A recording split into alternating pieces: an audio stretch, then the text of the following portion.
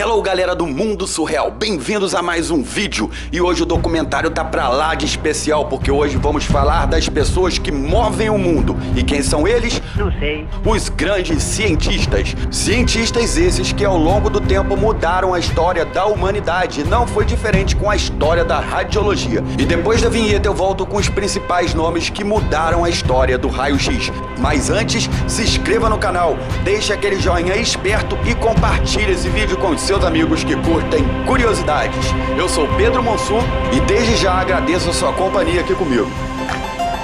Errou! Errou! Errou! Ligou! Puta vida! E agora pra desligar essa merda, hein, meu?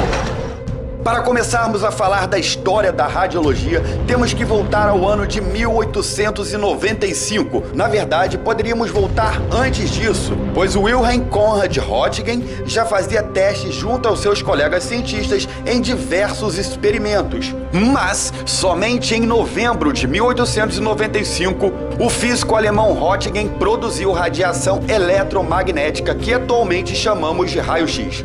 E esse episódio deu início oficialmente à corrida radiológica, pois todos os cientistas ficaram curiosos e eufóricos com a descoberta de Röntgen sobre os tais raios fora do tubo. Röntgen envolveu um tubo de descarga com papelão preto para que houvesse ausência e bloqueio de luz e observou as descargas que ele aplicava. Assustado, ele viu os resultados promissores e depois de mais pesquisas e testes, ele pediu a mão de sua esposa, mas dessa vez não foi em casamento não, foi para seu experimento e pimba, lá estava a confirmação de sua pesquisa. A figura da mão de sua esposa no primeiro raio-x humano registrado, com os ossos dela dentro das partes moles e menos densas de sua mão.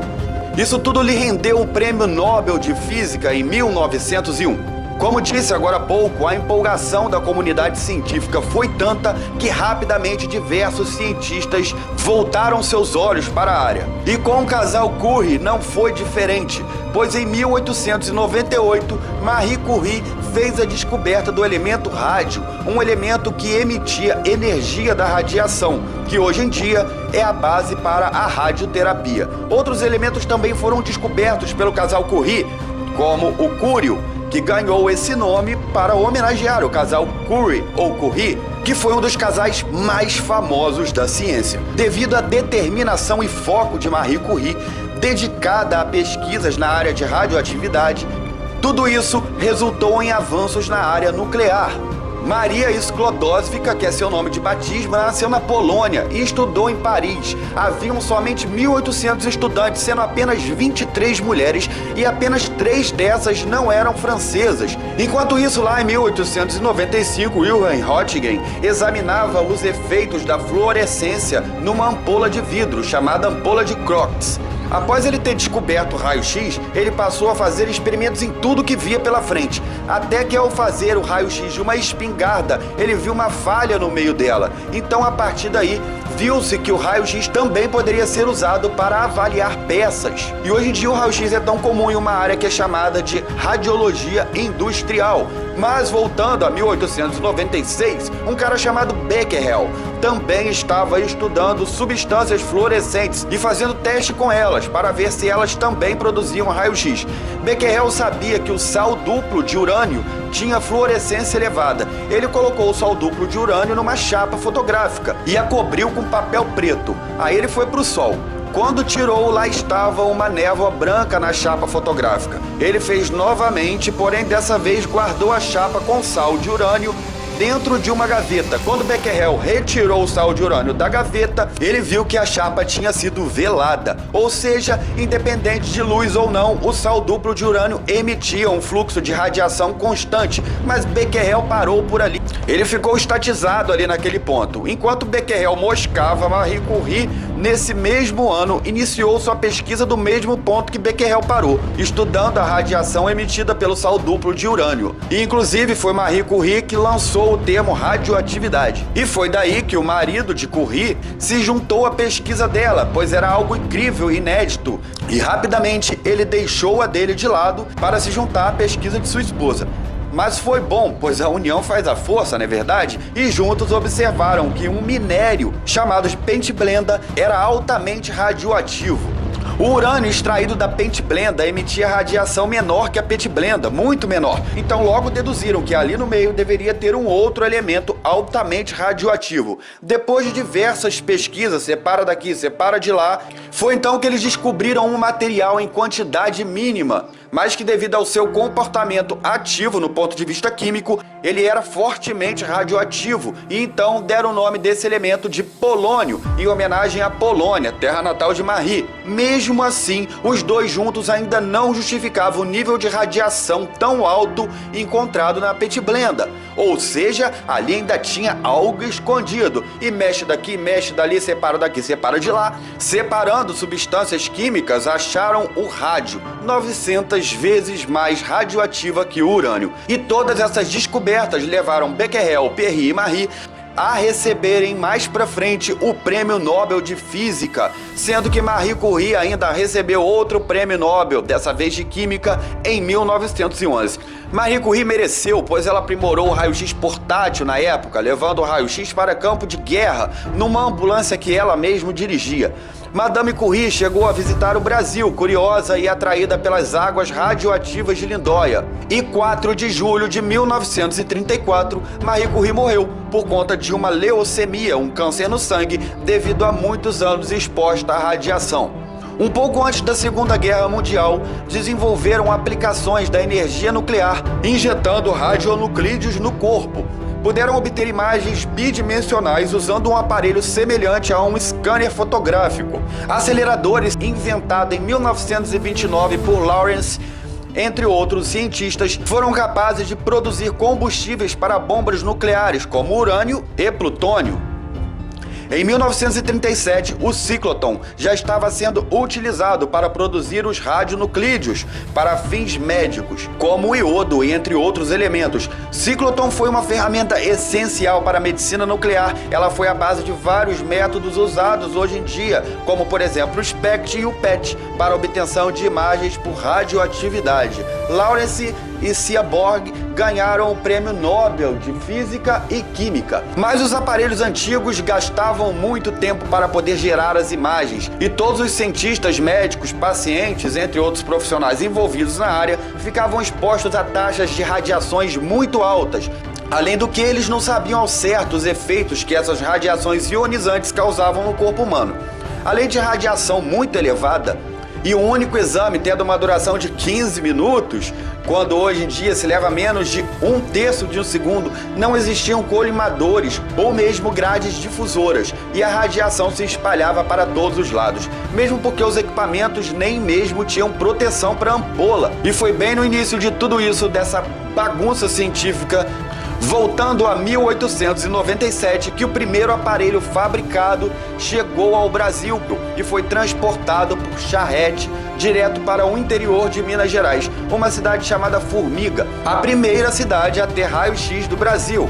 E mais ou menos 18 anos após a invenção do raio-x, começaram a fazer radiografias de lesões mamárias. Isso foi lá em 1913, com Albert Salomon, que fez a primeira radiografia de mama, porém com recursos da época. Já em 1930, em uma universidade de Nova York, foi feita a primeira mamografia, que é a base como conhecemos nos dias de hoje. De volta ao Brasil, em 1897, Alfredo Brito realizou a primeira radiografia em campo de batalha durante a Guerra de Canudos, na Bahia. A radiografia desde então foi objeto de poder e ostentação dos mais poderosos, onde lá na Bahia, por exemplo, um aparelho foi providenciado para tirar radiografias das mãos das madames em uma festa da nobreza. Miss Clotilde. Sua beleza jovem destaca-se num moderno e elegante traje. Sem falar em concursos que surgiram na década de 70, como a da Miss Beleza Interior, radiografando moças para ver quem tinha o corpo mais bonito por dentro. É bem isso mesmo que você ouviu.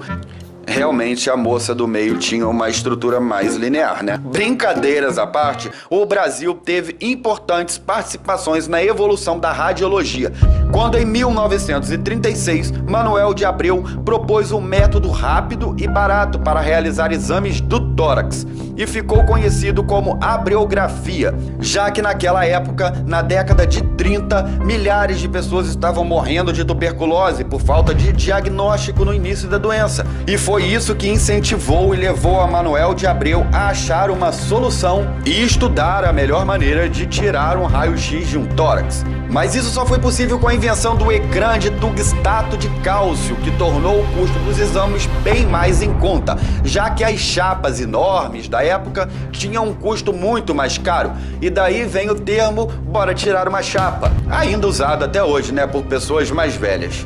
Em 1951, o Brasil ganhou o primeiro curso de radiologia, pois até então os profissionais aprendiam com outros profissionais, e isso gerava uma quantidade de 90% de radiologistas morrendo por radiação, por não saberem dos riscos, como lidar com elas, conhecida hoje em dia nos cursos como proteção radiológica. Hal Enger, em 1958, elaborou a angiografia, base até hoje de todos os equipamentos de obtenção de imagens nucleares, inventando, por exemplo, o famoso colimador. Na década de 70, Hounsfield desenvolveu a tomografia computadorizada, ganhando 2 prêmios Nobel. Isso tudo graças à chegada de novas tecnologias como o computador.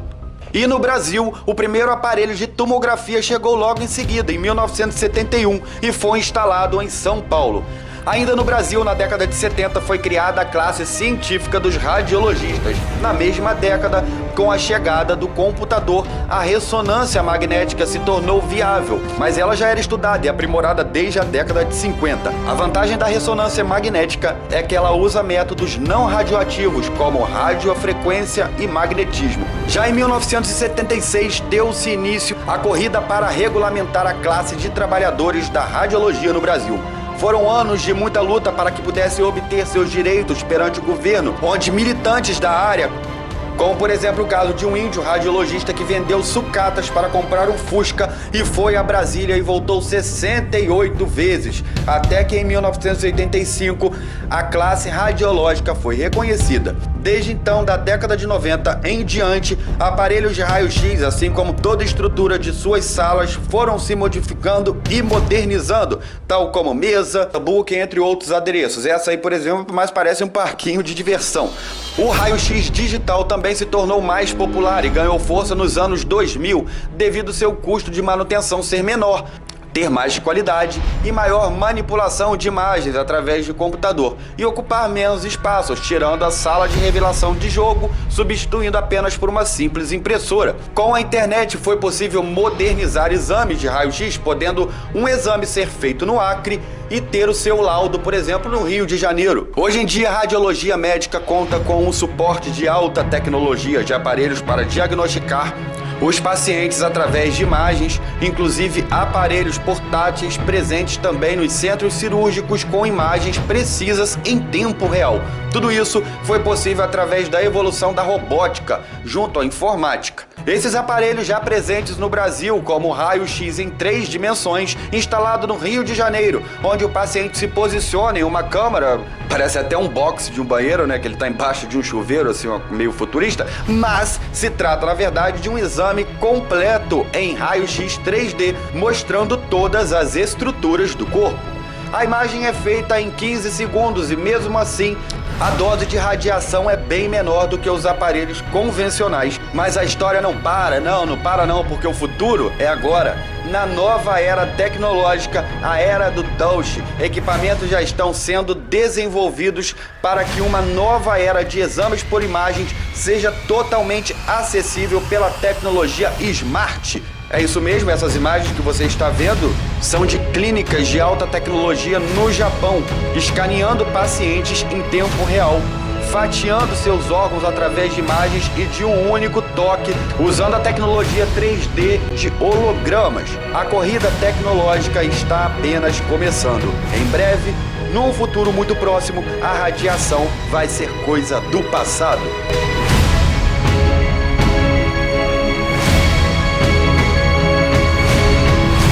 isso aí, galera. Muito obrigado pela sua companhia até aqui. Eu sou Pedro Monsur. Se você gostou desse vídeo, não esquece de deixar o seu joinha. É muito importante para o crescimento aqui do canal, porque na verdade fazer esses vídeos dá um trabalhão danado.